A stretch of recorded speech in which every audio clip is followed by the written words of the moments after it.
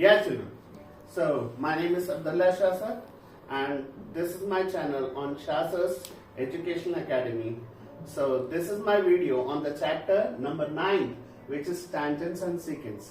And even this is the important chapter, children, as per your examination. You will have one 8-mark question and 4-mark question also. So, now I am going to explain you some basics topic related to the tangents and secants. Before going to directly to this topic, I want to explain some important points. So please concentrate on this one. And secants based on the topic which is called as circle. Can you define the circle? What is circle? So circle is nothing but the set of points .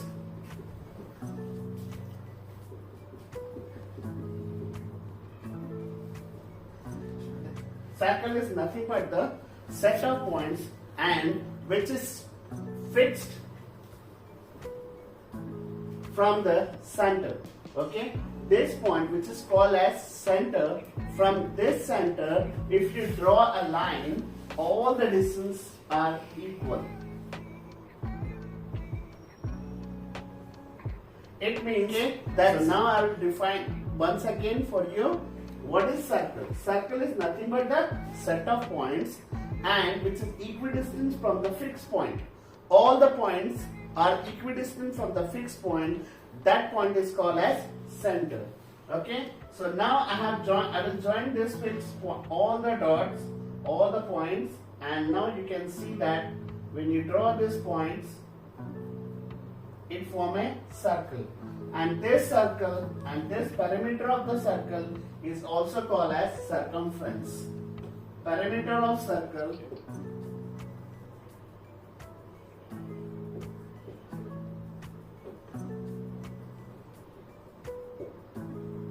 is called circumference of the circle.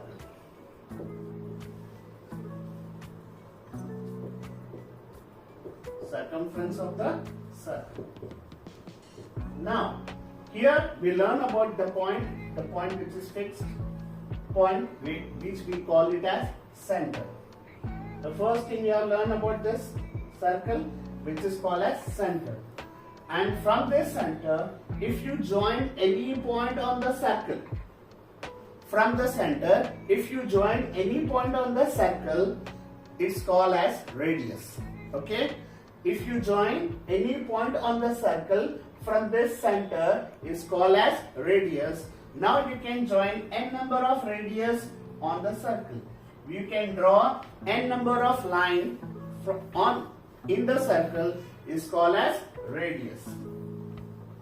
Now the second point which you comes to know about the radius. The next, if you draw a line which passes through the center of the circle and touch the two ends of the circle. The line which we draw passes through the center and touch the two ends of the circle is called as diameter. Now once again I am repeating. The line which is passing through the center and touch the two ends of the circle is called as diameter. Now you learn about center, radius and diameter. The next thing, which is the most important thing, is called as chord. Do you know what is the definition of chord? Now I'll tell you. If you draw a line which touch the two ends of the circle, is called as chord. This one is also chord. Here this one is also chord. This is also the chord. Do you know what is this? Diameter is also called as chord only. Now, what is the definition of a chord?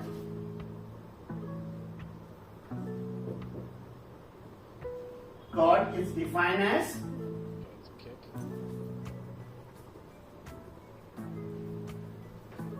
a line which touch the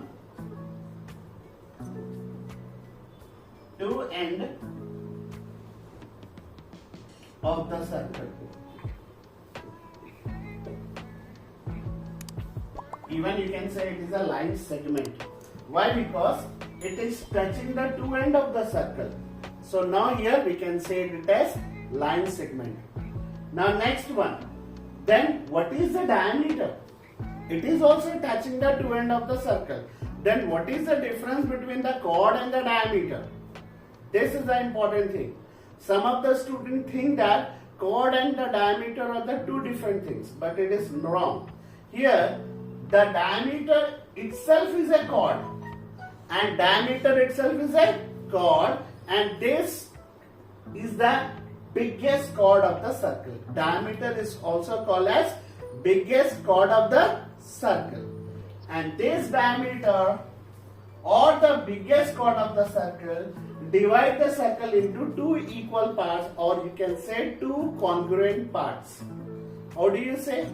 See this one. If you divide this circle, now I am drawing this circle here, and if you are drawing the line, see, this is the center.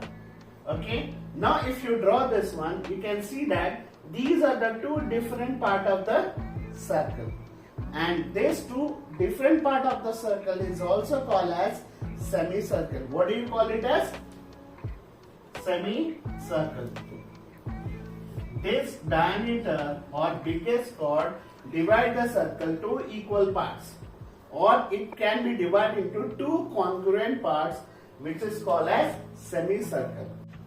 Yes, children. Now, as I told you that the definition of a circle, now I have given the concept about the radius.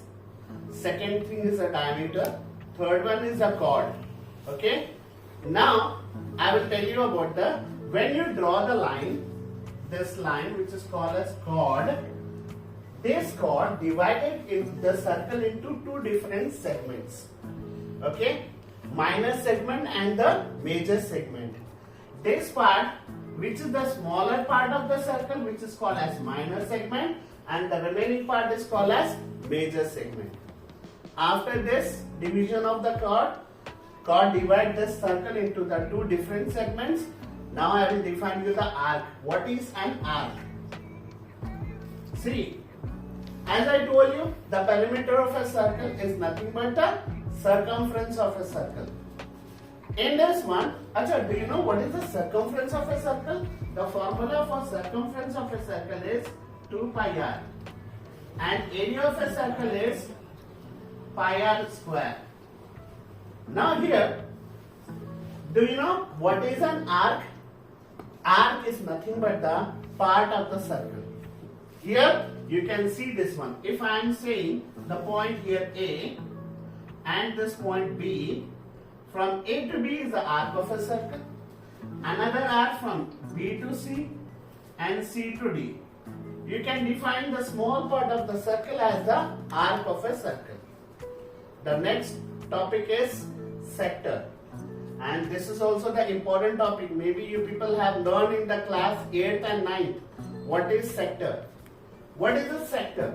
Now when you are drawing the sector, you can join this line. You have to draw the two radius. Radius from one point to touching the chord or touching the circle, and this here, whenever you are drawing this sector, you require the arc as well as this angle, which is nothing but x. When you are defining the sector of a circle, so therefore area of sector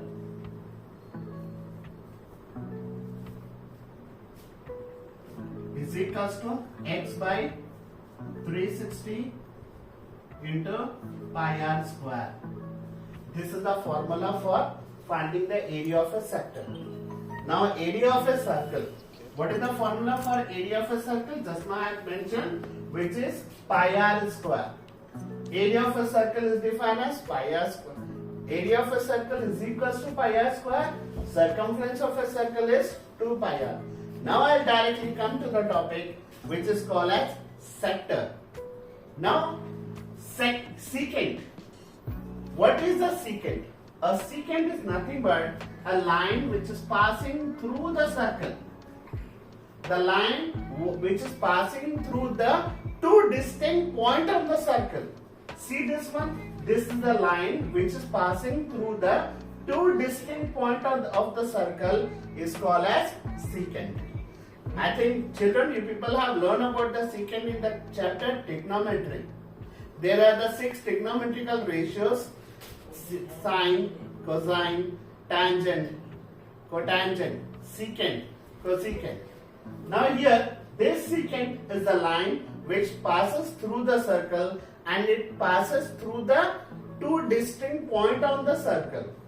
This is, now I'll define what is the tangent. Without going into the deep down into the basic concept, directly I will come on to the point what is tangent. Tangent is a line which touches only the single point of the circle. Okay? Which touches only single point on the circle is called as tangent. I will draw the tangent, and the line which is drawn externally, not internally. As I have drawn this secant internally, whenever you are drawing this line which only touches the circle, you can see it will touch the single point of the circle. We call it as tangent. See this one? Secant. Now this one is tangent. Okay children? Now we have come on to the topic what is a secant and what is a tangent.